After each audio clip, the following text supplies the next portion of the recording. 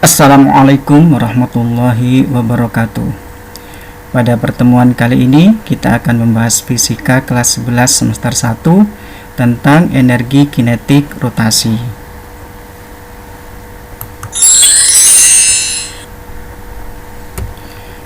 Kita mulai pembahasan yang pertama, yaitu tentang energi kinetik rotasi. Perlu diketahui bahwa benda yang berputar terhadap poros tertentu memiliki energi kinetik rotasi yang dapat diturunkan dari energi kinetik translasi sebagai berikut. Kita tahu bahwa energi kinetik translasi atau IK sama dengan setengah mv kuadrat. Oleh karena V-nya sama dengan omega kali R, maka IK sama dengan setengah kali M. V-nya kita ganti dengan omega R sehingga menjadi omega R kuadrat. Maka nanti akan menjadi setengah M omega kuadrat R kuadrat. Atau bisa kita tulis sama dengan setengah M R kuadrat omega kuadrat. Dan oleh karena mr kuadrat itu sama dengan momen inersia atau I, maka energi kinetik benda yang bergerak rotasi dapat dirumuskan menjadi EK rotasi sama dengan setengah I omega kuadrat, di mana EK rotasinya ini adalah energi kinetik rotasi, satuannya Joule, I-nya adalah momen inersia, satuannya kilogram meter pangkat 2, dan omega adalah kecepatan sudut, satuannya radian per sekon.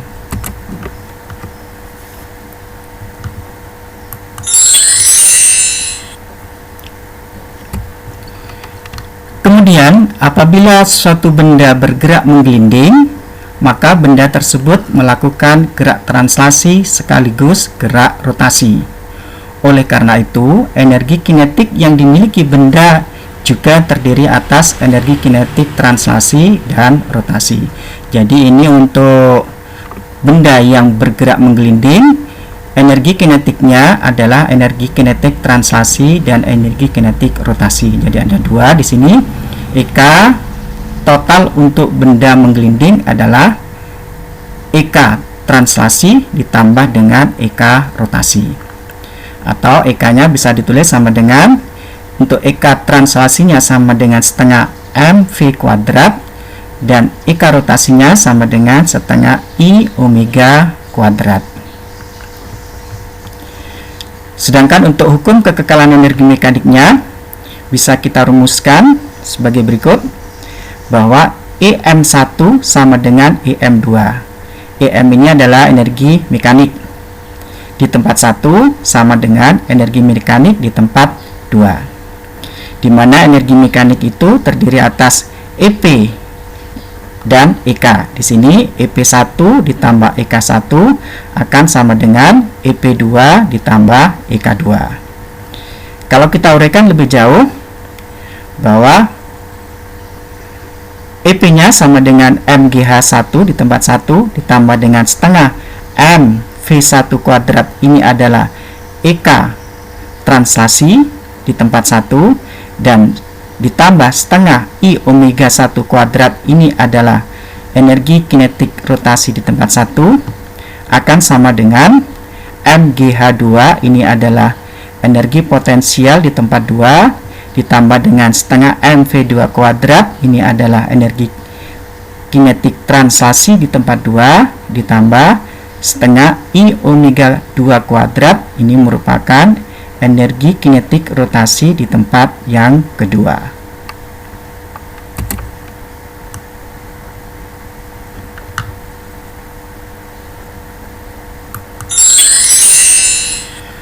Untuk lebih jelasnya, marilah kita latihan soal. Yang pertama adalah sebuah bola pejal. Di sini I-nya atau momen inersianya 2/5 mr kuadrat, memiliki massa 5 kg dan diameter 20 cm. Jika bola tersebut menggelinding pada bidang datar dengan laju 4 meter per sekon, maka energi kinetik totalnya adalah, nah, jadi yang perlu diperhatikan di sini adalah ini ada sebuah bola pejal dengan momen inersianya 2/5 mr kuadrat. Yang ditanyakan adalah energi kinetik total. Berarti yang ditanyakan adalah energi kinetik translasi dan juga energi kinetik rotasinya. Pembahasannya adalah masanya 5 kg, I untuk bola pejal 2/5 mr kuadrat, di mana K di sini adalah konstanta inersianya 2/5 ini, V-nya kecepatannya, laju translasinya 4 meter per sekon, D-nya 20 cm atau R-nya 10 cm atau 0,1 meter. Yang ditanyakan adalah energi kinetik total. Nah, oleh karena bola bergerak menggelinding, maka berlaku EK totalnya sama dengan EK translasi ditambah EK rotasi. Yang perlu diingat adalah omega itu sama dengan V per R. Kita uraikan di sini, EK translasinya sama dengan setengah mv kuadrat ditambah EK rotasinya adalah setengah I omega kuadrat. Kita uraikan lagi di sini, setengah mv kuadrat ditambah setengah I-nya kita masukkan 2/5 mr kuadrat. Ini adalah I-nya, momen inersianya. Kemudian ini adalah omega kuadratnya, kita ganti dengan V kuadrat per R kuadrat. Kemudian kita sederhanakan penulisannya. Di sini kita keluarkan setengah mv kuadratnya, yang ini tinggal 1 ditambah dengan yang faktor sebelah kanannya tinggal 2/5. Sehingga di sini kita masukkan lagi setengah, M-nya 5, V-nya 4, V kuadrat berarti 4 kuadrat di sini. Kemudian 1 plus 2/5 itu adalah 7/5. Sehingga energi total, yaitu energi translasi dan energi rotasi dari bola pejal yang menggelinding tadi adalah 56 Joule.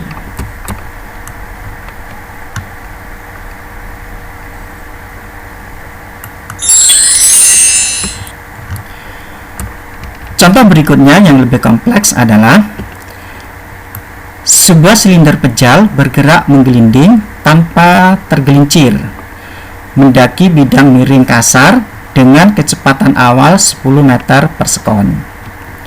Bidang miring itu mempunyai sudut elevasi alfa dengan sin alfa 0,6. Jika percepatan gravitasi G sama dengan 10 meter per sekon kuadrat dan kecepatan benda itu berkurang menjadi 5 meter per sekon, maka jarak yang ditempuh benda adalah, nah perhatikan di sini, ini ada silinder pejal yang bergerak mendaki dari kecepatan awal V1-nya 10 meter per sekon, kemudian mendaki ke atas sehingga kecepatannya sekarang menjadi V2 yaitu 5 meter per sekon dengan sudut kemiringannya alfanya 37 derajat. Yang ditanyakan adalah berapa jarak yang ditempuh ini. Nah, ini S-nya berapa yang ditempuh. Nah, perhatikan di sini yang diketahui untuk silinder pejal I-nya setengah mr kuadrat. V1 kecepatan mula-mula di sini 10 meter per sekon. V2-nya 5 meter per sekon di tempat yang kedua ini. Sin alfa, di mana alfanya itu 37 derajat, sin alfanya atau sin 37 derajat adalah 0,6, G-nya 10 meter per sekon kuadrat. Di sini yang perlu diketahui juga adalah posisi awalnya dianggap di sini di bawah, berarti H1-nya 0. Kemudian di sini H2-nya, ketinggian keduanya kita anggap sebagai H di sini. Maka nanti kita akan mencari berapa jarak lintasan yang ditempuh ini. Ya, jadi sisi miringnya ini berapa yang ditempuh dari ketinggian awal 0 sampai ketinggian akhirnya adalah H2 sama dengan H. Sekarang perhatikan pembahasannya. Pada peristiwa ini berlaku hukum kekekalan energi mekanik.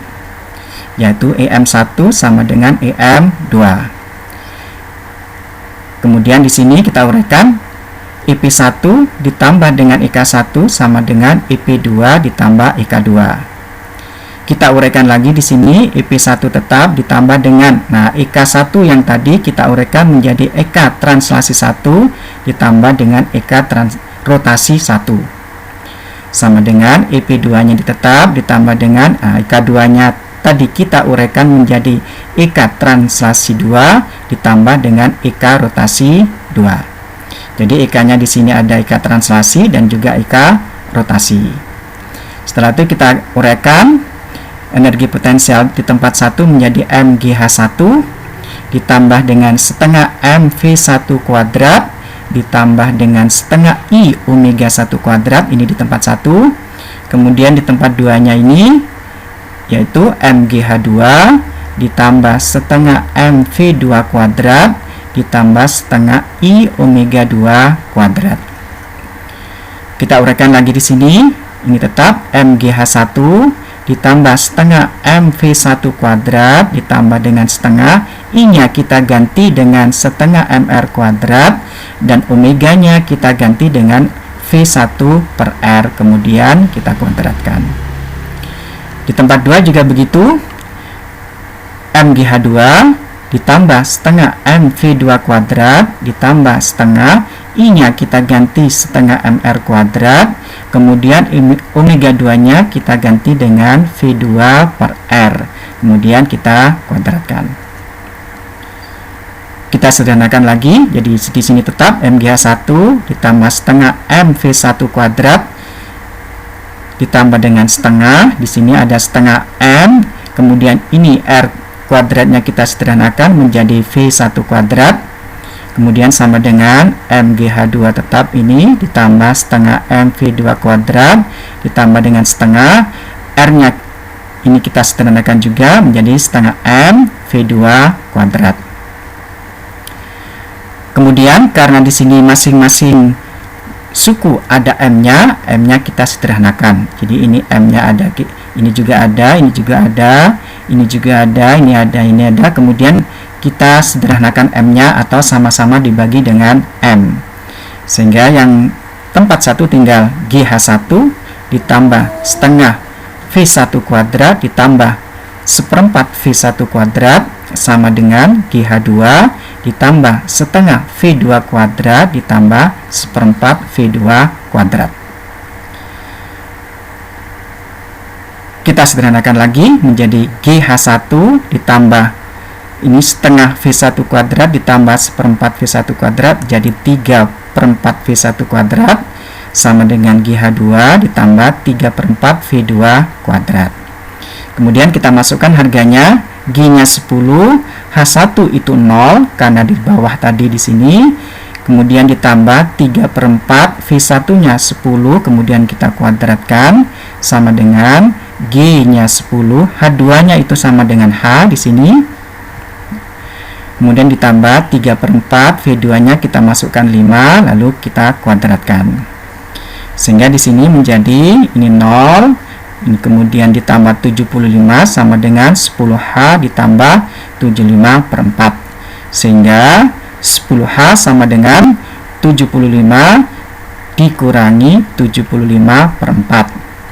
Kalau kita sederhanakan lagi, maka hanya sama dengan, ini kita samakan penyebutnya, jadi 300/4 dikurangi 75/4 dibagi 10, sehingga hasilnya menjadi hanya sama dengan 5,625 meter. Ini adalah H akhir. Nah, karena yang ditanyakan adalah jarak S yang miring ini, maka kita gunakan trigonometrinya, yaitu sin 37. Di sini sin 37 sama dengan H per S. Jadi di sini sin 37 derajat sama dengan H per S. Dengan demikian S-nya bisa kita cari sama dengan H per sin 37 derajat. Sehingga S-nya sama dengan, hanya kita masukkan 5,625 dibagi dengan sin 37 tadi 0,6, maka hasil akhirnya adalah S atau jarak yang ditempuh kemiringan ini sama dengan 9,375 meter.